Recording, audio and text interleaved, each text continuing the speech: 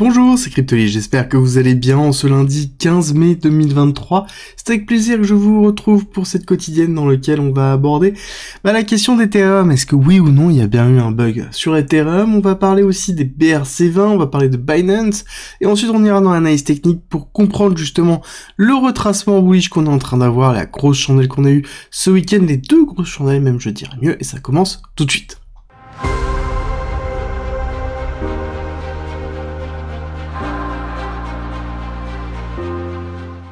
Et on est parti avec Ethereum. Ethereum qui donc nous a fait deux anomalies. Les deux anomalies de la semaine dernière, c'est l'impossibilité de finir certains blocs, une qui a duré pendant 30 minutes, l'autre qui a duré quand même pendant quasiment 1 heure, si j'ai pas de bêtises, dans lequel tout le monde s'est posé beaucoup de questions sur comment ça se faisait et surtout pourquoi derrière ça s'est réglé, c'est reparti classiquement sans aucune intervention. On a plus d'informations maintenant par les développeurs core d'Ethereum. A priori, c'est certains des clients Ethereum, donc les clients qui sont déposés sur les nodes. Pour rappel, il y en a pas qu'un seul, il y en a plusieurs, et certains avaient une anomalie, et donc il y a eu un correctif qui a été déployé sur ces clients pour pouvoir être réglé. Donc ça sous-entend que ce n'est pas une problématique d'Ethereum, mais c'est une problématique des clients qui valident les blocs, parce qu'on a une pluralité de développeurs clients qui sont présents sur les différents nœuds, donc forcément, on peut avoir des irrégularités, et aussi le fait d'avoir plusieurs clients a fait que quand on était sur un client qui fonctionnait correctement, il n'y avait pas de problématique. Donc ça c'est le premier indice. La deuxième chose qui s'est passée, c'est qu'il y avait beaucoup de transactions, et c'est le volume de transactions avec cette anomalie sur certains clients qui créait cette problématique ici de congestion qui entraînait la non-finalisation des blocs. Ensuite, on passe à BRC20. BRC20 et Ordinals, là-dessus, on a le CEO de Gen 3, donc qui est très connu dans l'écosystème crypto, donc Samson Mow, qui, pour lui, n'est juste que, précise que Ordinals et BRC20 n'est juste qu'une mode temporaire, il n'y a pas de finalité, il n'y a pas d'intérêt très fort par rapport à ça. Pour lui, c'est juste quelque chose qui est temporaire parce qu'il y a un manque, en fait, la notion de corps à cette technologie, ça veut dire qu'il manque la possibilité d'avoir des fonctionnalités, d'avoir des use cases autour des fonctionnalités BRC20 et Ordinals. Peut-être que ça arrivera, peut-être que ça arrivera pas. En tout cas, le CEO de Gen 3 considère que ça n'arrivera pas, que c'est juste une mode temporaire qui bénéficie juste à les mineurs, et étant donné que ça bénéficie juste à les mineurs, il n'y a aucun intérêt pour les builders de construire dessus, et c'est vrai que c'est quelque chose qui est intéressant. D'ailleurs, si vous voulez en savoir plus sur les BRC20 et mon avis par rapport à ça, je vous ai fait une vidéo samedi qui explique ce qu'est un BRC20, ce qu'est un SRC20, expliquer ce qu'est Ordinal, et surtout, pour moi, l'implication que ça peut avoir sur BTC, et je vous mets la vidéo en haut à droite de cette vidéo si ça vous intéresse. On attaque et on continue sur Binance. Binance qui est obligé de partir du Canada. Ça faisait déjà un certain temps où on s'en doutait, et là ça a été validé. A priori, la réglementation est beaucoup trop compliquée pour Binance, et ils ne peuvent pas faire plus qu'ils ne le font maintenant. Et justement, ils ont essayé de travailler le mieux possible avec la réglementation canadienne, mais ils n'arrivent pas à s'entendre correctement. Et ça fait un petit peu écho à ce qu'on est en train de voir au niveau de Binance US. Il faut le garder en tête que CZ cherche à libérer le nombre de parts qu'il a sur Binance US. Est-ce que c'est prémonitoire d'un départ de Binance des États-Unis, à savoir qu'on a une réglementation qui est très très floue aux USA, on sait que Coinbase commence à envisager à partir, on sait qu'on a un framework qui est en cours de préparation, on n'a pas trop d'infos sur ça, mais en l'occurrence, vu ce qui est aussi en train de se passer au niveau de l'Angleterre, qui a une réglementation qui est en train d'être de plus en plus compliquée, on est en train de se dire que oui, le Canada, Angleterre et États-Unis vont avoir un framework qui va être beaucoup moins crypto-friendly, et l'avantage c'est que au niveau de l'Europe, on va avoir quelque chose qui va être porté par Mika, et Mika qui est beaucoup plus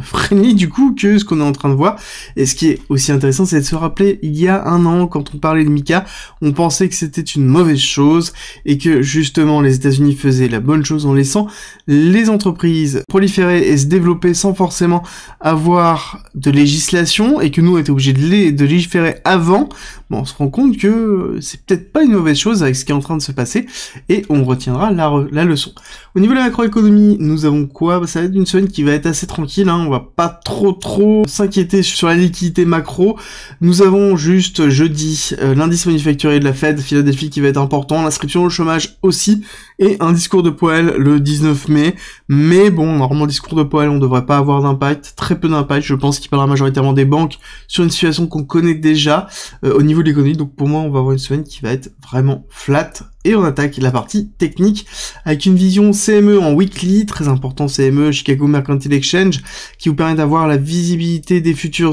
principalement pour les institutionnels. On voit que nous avons eu une très belle clôture ici, weekly, baissière très forte, dans lequel on est allé chercher tous les lots ici, et on est allé faire un très beau rebond sur l'EMA 50, qui nous a servi de support encore une fois, qui nous était fait résistance ici, support là, et je pense que c'est quelque chose qui risque de nous porter, en tout cas, c'est la défense qu'on a depuis un certain temps, on commence la semaine plutôt positivement, on garde en tête que nous avons un gap CME qui se trouve assez haut, 34-35, et nous avons un gap CME aussi 20-21 ici et ici, donc on a vraiment les deux targets, une de retracement fort, l'autre d'accélération, pour une dernière impulsion haussière avant d'avoir soit une latérisation, soit un retracement un petit peu plus puissant. Au niveau du BTC daily sur le Total Index, très intéressant de voir qu'on est bien allé chercher la totalité des liquidités qui se trouvaient ici.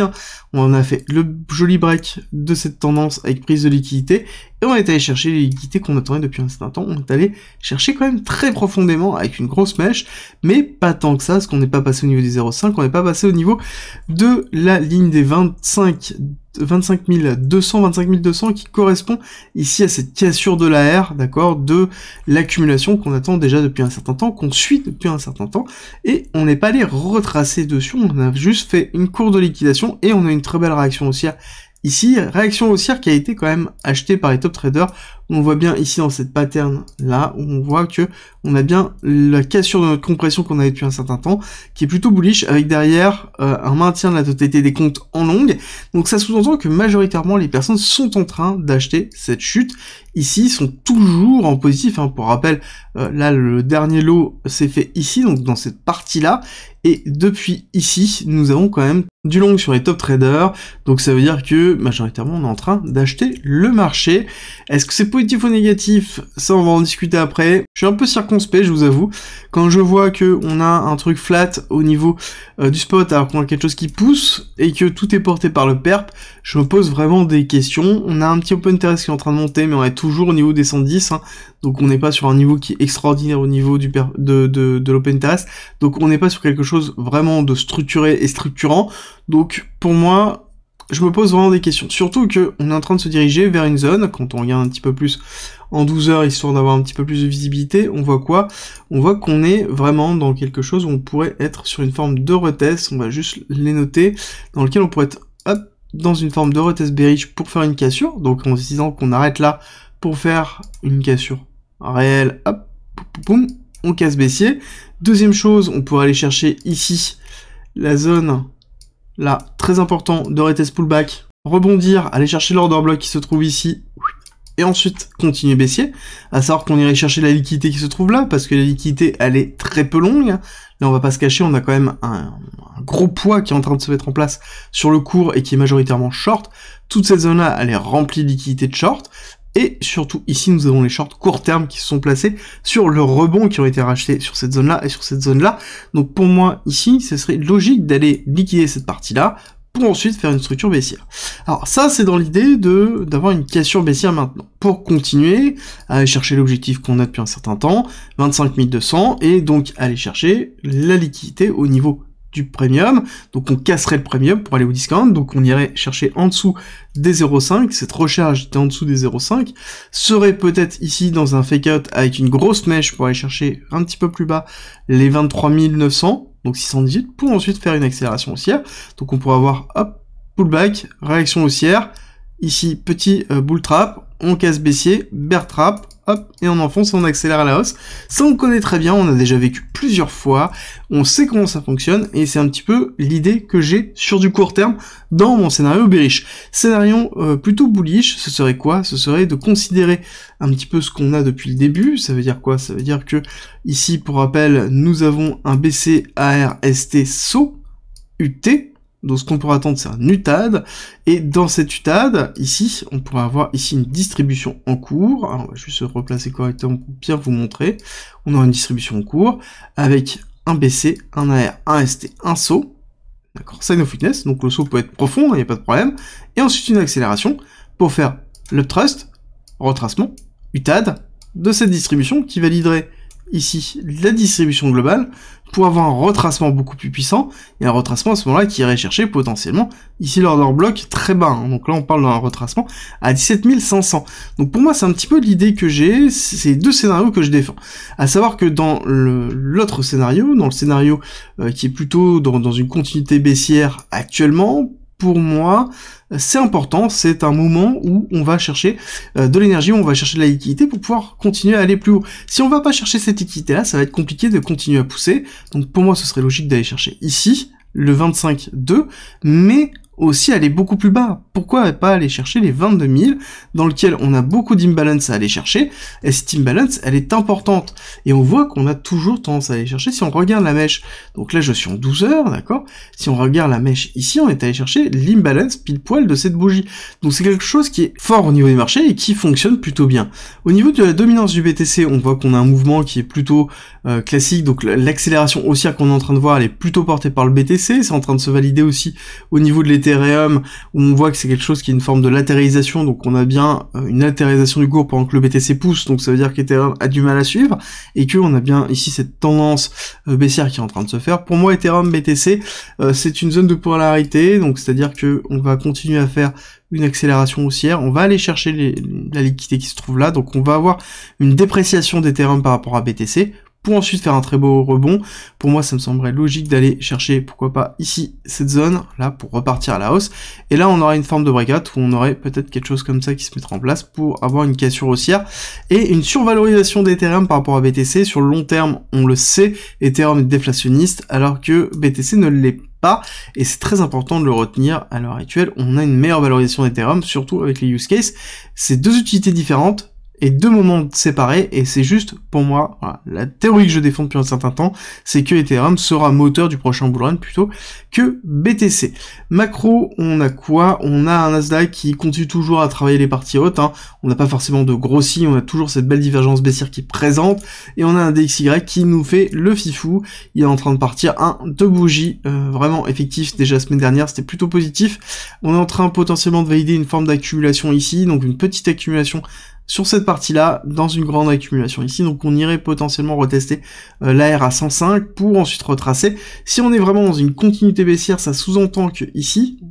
on irait chercher juste une zone de retracement, donc les 104, pour ensuite s'enfoncer, pour aller retravailler quelque chose de plus bas, d'accord? Donc soit on est dans une accumulation où là on est en train de faire quelque chose qui va être comme ça, soit on est dans une forme baissière qui est le scénario que je vous ai présenté, là. Très important de le retenir parce que ça sous-entend aussi pas mal de choses, que ce soit sur un macro avec le DXY et le SPX, hein, SPX qui est plutôt dans le mal avec quelque chose qui est en train de latéraliser, donc il va falloir retenir, la macro est quand même dans un pivot, et le BTC est en cours de retracement, donc si jamais on a une cassure de la macroéconomie avec le SP500 et le Nasdaq qui est en train de retracer fortement, ça accentuera le retracement du BTC sur lequel ça vous emmènerait très certainement vers les 22 000, et donc dans le coup on aurait le retracement très profond qui sera en train de se faire pour une structuration haussière.